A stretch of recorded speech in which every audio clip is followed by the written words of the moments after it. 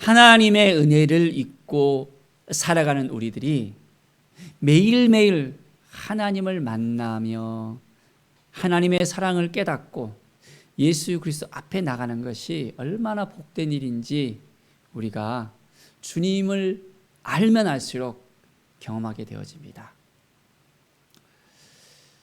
하나님께서 이 복을 우리에게 주셨는데 바로 우리들은 이방인이었잖아요.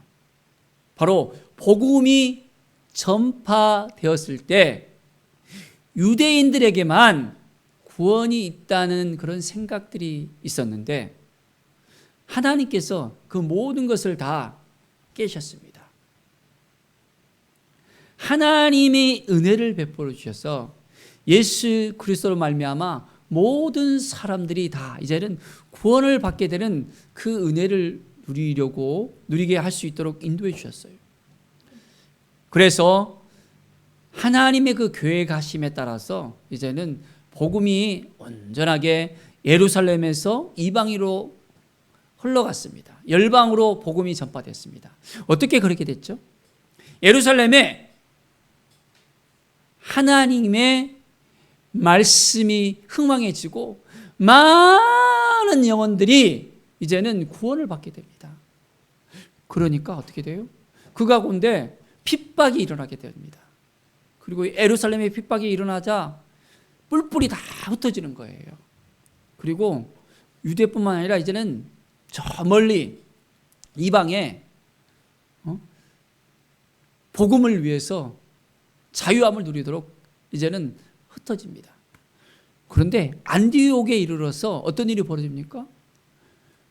회당에서 복음이 전파되고 난 다음에는 이방인들도 그 소식을 듣고 예수님을 믿고 온전하게 변화가 되는 역사, 성령의 역사가 일어나는 거예요. 안디옥에 엄청난 그런 믿음의 사람들이 생겨났다는 소리를 듣고 예루살렘에서 바울과 바나바를 또한 허락하고 이제는 목회자로 보내잖아요. 먼저는 바나바를 보내고 또한 이제는 바울이 합세를 하게 되어집니다. 자, 그 다음엔 어떻게 됩니까? 안디옥에 교회가 생기고 이제는 안디옥에서 열방으로 바울과 바나바를 또한 선교사로 파송하는 일들까지 생깁니다. 이방에 완전히 이제는 복음의 역사가 흥왕해집니다. 성령의 역사가 가득하게 되어집니다. 자, 이 일이 어떻게 되어집니까? 유대로부터 들려지게 되니까 유대에 있는 율법주의자들, 유대에 있는 정말 모세의 법을 따르는 사람들이 아니 어찌 이런 일이 일어나는가?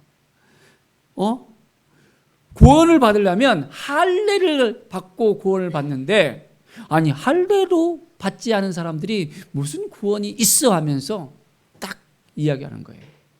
그래서 이제 문제가 생기게 되어졌습니다. 바울과 바나바가 이 문제를 가지고 예루살렘으로 가지고 왔어요. 우리가 복음을 전하는데 할례가 문제가 아니라는 것입니다. 모세의 율법이 아니라 예수 그리스도를 믿는 그 믿음으로 말미암아 구원의 역사가 이루어진다는 것입니다. 열방에 나가서 이제는 복음을 전하니까 많은 영혼들이 복음을 듣게 되어지고 변화를 받게 되어져서 이제는 예수님 앞에 나왔는데 이 할례로 인해서 이 모세의 율법으로 인해서 걸림돌이 된다는 거예요. 이방인들이 할례 받는 것도 힘들고 어떻게 해요? 모세의 율법을 보면 613가지의 그런 이것도 하지 말라 이것도 하라 하면서 너무도 많은 그런 율법 조항들이 많이 있잖아요. 그러니까 구원은 예수 그리스도의 그 복음으로 말미암아 되어지는데 계속해서 이것도 하라 하니까 복음의 걸림돌이 된다는 거예요. 그래서 이 문제를 가지고 이제 예루살렘으로 다 가지고 왔습니다. 그래서 예루살렘 공의회가 딱 이제는 열렸습니다. 자, 사도와 장로들이 모였어요. 이 일을 어떻게 했으면 좋겠습니까? 이방인들이 예수님을 믿고 이제는 자유함을 누릴 수 있어야 되는데 예수님을 믿고도 이제는 할례 문제 때문에 더욱더 고민스러운 그런 문제들이 생겼다는 걸 이야기합니다. 자, 유대인들은 어떻게 생각합니까? 여전히 그 사고가 벗어나지 못하는 거예요. 구원은 유대인에게 있고 당연히 유대인들이 하는 것처럼 이방인들도 구원을 받으려면 그렇게 해야지. 자, 복음이 들어오기 전에 어떻게 했습니까? 히브리파 유대인과 헬라파 유대인들이 있었는데 히브리파 유대인들은 순수 혈통이잖아요. 근데 헬라파 유대인들은 이제 그들이 할례를 받고 난 다음에 나는 이제는 하나님을 믿는 사람들입니다 하면 헬라파 유대인으로 인정이 되어졌었어요. 그런데 복음이 들어가고 나서는 이제는 어떻게 해요? 헬라파 유대인 같이 똑같이 그렇게 하라는 어떤 그런 부분들이 생겨나는 거예요. 그런데 이 문제가 이제는 더욱 심각해지니까 여전히 유대인들은 그것을 주장하지만은 복음을 들고 이제는 온전히 나아가는 바울과 바나바에 있어서는 이 문제가 해결되지 않고서는 더 이상 복음의 역사가 가로막힌다는 것을 알면서 이 문제를 가지고 왔던 것입니다. 자, 여러분들 어떻게 해야 될까요? 이 문제가 어떻게 풀려줄 수 있을까요? 자, 이때 베드로가 나와서 변론을 합니다. 이 베드로의 그 변론이 완전히 참으로 하나님께서 예비하신 그 모든 것을 하나하나 이루시는 것을 분명하게 말씀하고 있습니다. 베드로가 어떤 사람이었어요? 아주 예수님을 잘 믿었지만은 유대인 중에 유대인이잖아요. 유대의 율법을 잘 지키는 사람이잖아요. 그래서 모세의 율법대로 철저하게 이것을 잘 지키는 사람이었습니다. 그런데 어느 날 환상 가운데서 하늘에서 보자기가 딱 내려오는 거예요. 그 안에 여러 가지 먹을 것이 많이 있는데 유대인들이 생각하는 이것은 먹어서는 안 되는 그런 부정한 음식이 딱 보자기 안에 쌓여져 있는 거예요. 자, 그런데 이것을 먹어야 될까요? 말아야 될까요? 먹으면 안 되잖아요. 문제가 심각했잖아요. 그런데 음성이 들리는 거예요. 하나님께서 내가 정하다고 말하는 것을 네가 왜 부정하다가 이야기하냐 하면서 이것을 먹으라 하는 거예요. 분명히 부정하다고 생각하는데 정하다 그런 거예요. 이해가 안 되는 거예요. 두 번째 또 다시 이 보자기 위에 이 음식을 먹으라는 음성이 또 들립니다. 무려 3번씩이나 그런 거예요. 자, 이 의미가 어떤 것입니까? 바로 이 환상 이후에 하나님께서 고넬료 사건을 이제는 보여주시는 거예요. 단순하게 음식을 먹고 이제는 먹지 말라가 아니라 구원의 문제를 다루시는 하나님의 그런 예비하심이 있었습니다. 자, 고넬료는 어떤 사람이었어요? 백부장이었잖아요. 그런데 고넬료에게도 동일하게 하나님께서 천사를 보내셔서 인도하심을 하는 거예요. 베드로를 불러서 이제는 말씀을 들을 수 있도록 하라는 거예요. 하나님께서 예비하셨어요. 고넬료의 이제는 소아의 사람들이 베드로를 찾아와서 요청합니다. 고넬료에게 찾아와서 이제는 복음을 전해달라고. 환상 가운데 그 사건이 이후로 하나님께서 보내신 이 사람들이라는 것을 깨닫고 이제는 고넬료 가정에 찾아갔던 것입니다. 자, 어떻게 보면 유대인과 이방인들 사이에서는 어떻게 됩니까? 함께 한다는 것 자체를 허락하지 않는 거예요. 함께 식사도 못합니다. 동석을 하면 그것은 율법 조항에 문제가 되는 거예요. 하물며 그 집에 찾아가는 것은 문제가 더 되잖아요. 그런데 하나님께서 말씀하셔서 베드로의 마음을 완전히 열리게 하시고 바로 이방인에게도 복음의 역사가 있다는 것을 분명하게 이야기하고 있습니다. 자, 8절을 보십시오. 마음을 아시는 하나님이 우리에게와 같이 그들에게도 성령을 주어 증언하시고, 하나님은 우리의 모든 걸 아시는 분이세요. 우리의 마음을 아시는 분이십니다. 이방인에게도 이제는 성령을 주셨다는 거예요. 그렇다면 무엇입니까? 하나님을 알고 하나님께 나오고 예수 그리스도를 믿는 사람들은 구원을 받을 수 있다는 거예요. 자, 구원을 사람들이 받을 수 있다? 못 받는다? 분간할 수 있습니까? 사람들이 이렇게 구원을 주는 것이 아니잖아요. 구원은 누가 주는 것입니까? 기준이 뭐예요? 하나님께 있잖아요. 그런데 사람들은 판단합니다. 저 사람은 믿음이 좋으니까, 저 사람은 11조를 잘하니까, 저 사람은 뭘 잘하니까. 기준은 사람이 기준이 아니에요. 하나님께서 기준을 삼아주셨어요. 아무리 선한 일을 많이 한다 해도, 여러 가지 많은 일들을 한다 하더라도, 좋은 일을 많이 하더라도 그게 구원의 기준이 아니라는 것을 분명히 알아야 됩니다. 예수 그리스도를 믿는 그 복음으로 말미암아 우리는 구원을 받는다는 것을 우리는 알아야 됩니다. 날마다 믿음으로 우리가 나아가서 성령이 주시는 그 마음을 붙들고 나간다면 성령의 역사가 오늘도 우리에게 넘쳐나게 되어집니다. 하나님의 말씀을 붙들고 나가면 하나님께서 역사하십니다. 놀라운 은혜 가운데 우리가 나가야 됩니다. 믿음으로 그들의 마음을 깨끗이 하사했습니다. 뭘로? 믿음으로. 율법으로? 믿음으로입니다. 자, 그렇기 때문에 그들이나 우리나 차별이 없다는 것입니다.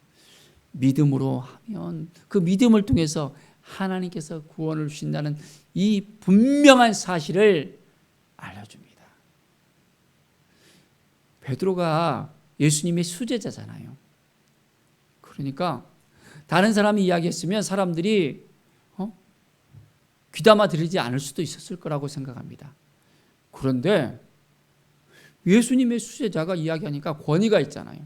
사람들이 맞아 하면서 하나님의 역사야, 하나님께서 함께 하셨고 하나님이 인도하시니까 이런 일이 있지, 하나님께서 이끌어주지 않으면 어떻게 이런 성령의 역사가 일어나, 그렇지 않잖아 하면서 사람들의 마음이 녹아지는 거였습니다. 자, 이제 주 예수 그리스도의 은혜로 말미암아 구원을 주시는 이 놀라운 사실을 모두가 이제는 수긍할 수 있었습니다. 자, 바나바와 바울도 이제는 우리가 성령의 역사로 말미암아 표적과 기사가 일어났다는 것을 이야기합니다. 이방인들이 이제는 믿고 나오는데 성령께서 그런 역사를 일어나는 거예요. 평생 일어나지 못한 사람이 앉아만 있었다가 이제 생활하는 사람이 걷게 되는 역사라든지, 수많은 사람들이 예수님을 믿고 이제는 변화되어지고 예수님 앞에 나오는 역사가 일어났다는 거예요. 그들이 예수님을 믿으면 핍박받을 수도 있고 환난을 받을 수 있는 그런 상황 가운데서도 예수님 앞에 나왔다는 거예요. 이 소식을 전하면서 우리가 이방인들에게 멍에를 매서는 안 된다는 걸 분명하게 이야기합니다. 하나님을 믿고 먼저 예수 그리스도를 믿고 자유할 수 있는 복음의 역사 가운데 나올 수 있도록 허락해 달라고 합니다. 자, 이 말이 마치니까 야고보가 어떻게 합니까? 야고보가 마지막 정리를 합니다. 야고보는 예루살렘 교회의 담임이었어요. 리더십이었습니다. 그런데 이 야고보는 사도 야고보가 아니에요. 예수님의 형제 야고보입니다. 자, 근데 이 야고보도 원래 처음에는 예수님의 형제였지만은 예수님을 잘 믿지 못했어요. 예수님이 메시아라는 걸, 그리스도라는 것을 갖다가 인정하지 못했었어요. 그냥 인간적인 생각 속에서 그냥 지내오다가 갑자기 이제 예수님께 공생애가 되면서 그 선포했잖아요. 믿지를 못했었습니다. 그런데 예수님의 그 십자가 사건을 통해서 완전히 변화가 되어지고 이제는 그 삶이 복음을 위해서 헌신하면서 예루살렘 교회의 리더십이 되어졌거든요. 자, 이 야고보가 딱 정리를 해줍니다. 바로 하나님의 그 교회 가심이 있었다는 것. 자, 하나님께서 이방인 중에서 자기 이름을 위할 백성을 취하시려고 또한 그들을 볼보신 것을 시므온이 말했다는 것을 이야기합니다. 자, 선지자들의 그 말씀을 갖다가 그대로 인용하면서 이야기합니다.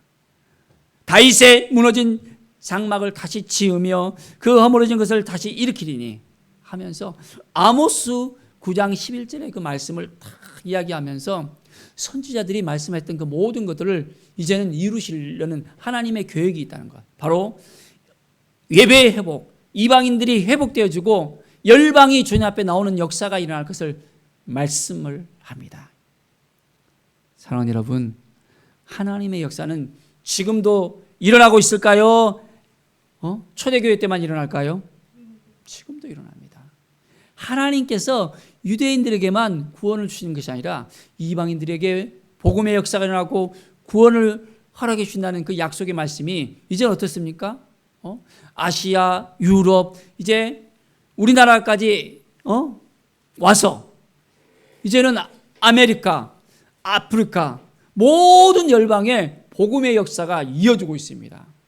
지금도 성령의 역사가 강력하게 일어나는 것을 선교 보고를 통해서 우리에게 전해주고 있습니다. 이슬람에서 변화되어지고 아프리카에서 변화되어지고 심지어는 유대 사회 가운데서 복음을 믿고 따르는 그 교회들이 생겨나고 있다는 거예요. 한국인 선교사들이 가서 200개가 넘는 교회를 갖다 세우기도 한다고 합니다. 복음의 역사가 강력하게 일어나고 있습니다. 바로 예수 그리스도로 말미암아 구원을 얻게 된다는 거예요. 유대인들은 8일 만에 할례를 받아야 되잖아요. 그걸 통해서 유대인으로서 이제는 온전히 되어지고 그 할례 때문에 모세도 죽을 뻔했었잖아요. 이제는 육신의 할례가 아니라 마음의 할례를 행하라고 합니다. 우리 안에 있는 모든 찌꺼기들, 죄성을 다 이제는 뿌리 뽑아내어지고 하나님 앞에 나아가는 거예요. 우리의 마음을 다해서 정말 우리의 삶이 더욱더 하나님 보시기에 합당하며 하나님의 영광을 위해서 우리가 살아가는 인생이 되어져야 됩니다. 하나님이 그것을 보시는 거예요.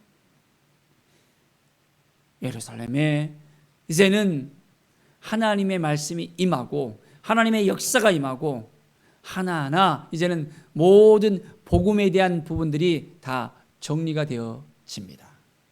그래서 이제는 이방인들도 자유하면서 하나님 앞에 나갈 수 있도록 예수 그리스도를 믿는 그 복음을 통해서 온전히 변화되어지고 주님 앞에 나올 수 있도록 허락을 합니다.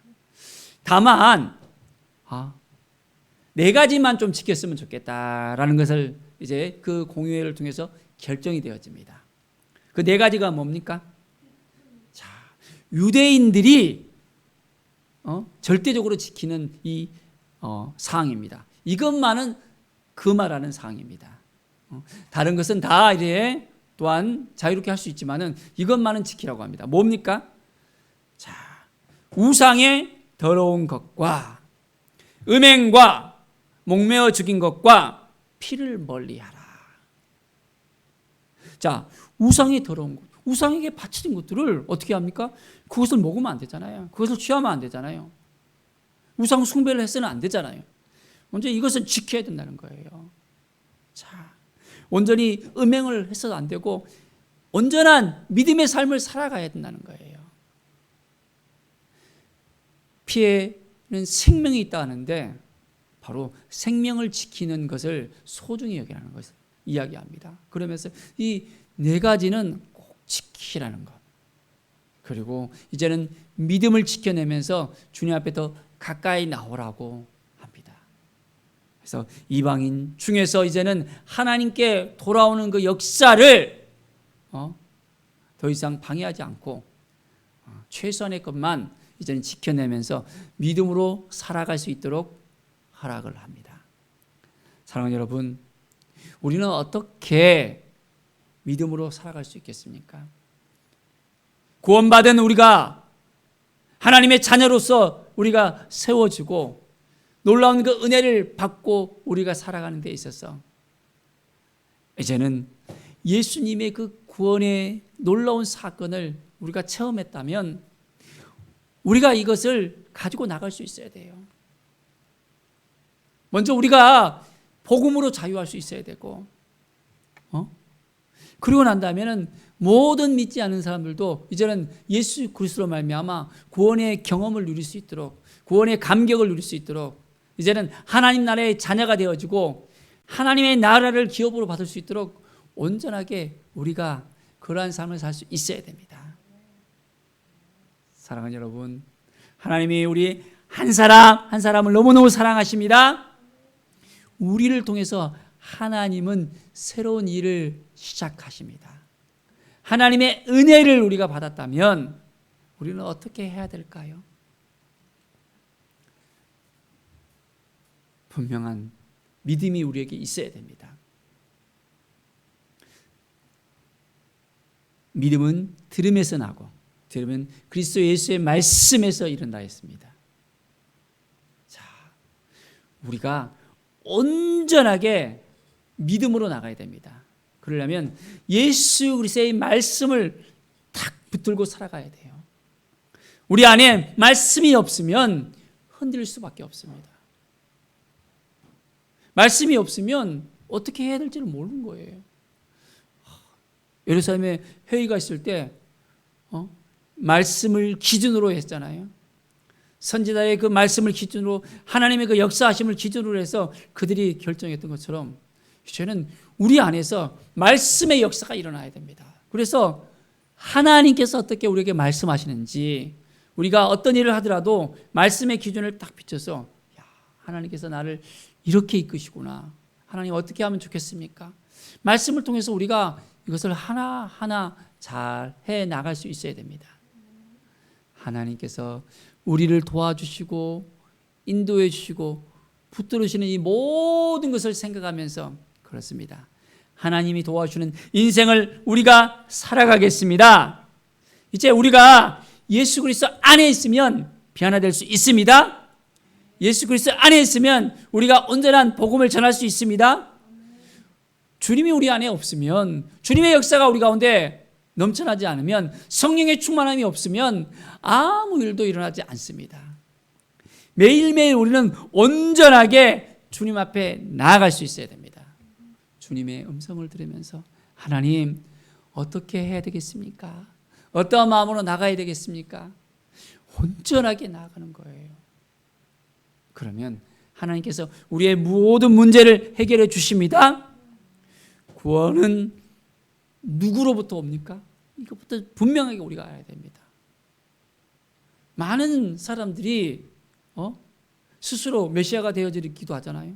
특히 우리 한국 사람 같은 경우는 더 하잖아요. 40명이나 된 사람이 자칭 메시아라고, 자칭 예수로 그렇게 하잖아요. 복음의 기준이 없다면, 예수 그리스도에 대해서 우리가 온전하게 알지 못한다면 미혹의 세력에 의해서 이리 흔들리고 저리 흔들리고 이제는 정말 어려울 수밖에 없습니다.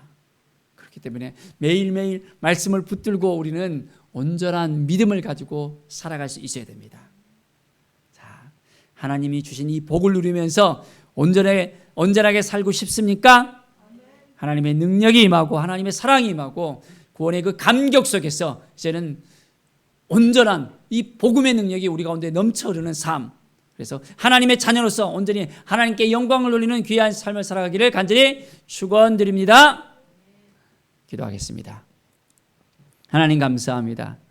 날마다 하나님 앞에 나가기를 원합니다. 하나님의 뜻을 알기를 원합니다.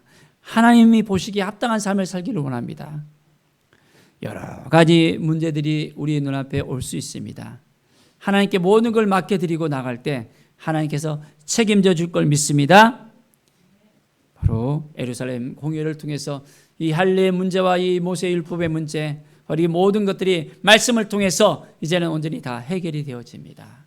우리의 인생 가운데 말씀을 통해서 해결되게 하여 주시고, 주님을 만난 기쁨으로 해결되게 하시고, 성령의 충만으로 모든 일들이 해결되게 하여 주시옵소서. 주님이 도와주는 인생 살아가게 하여 주시옵소서. 감사드리며 예수 그리스도의 이름으로 기도드립니다. 아멘.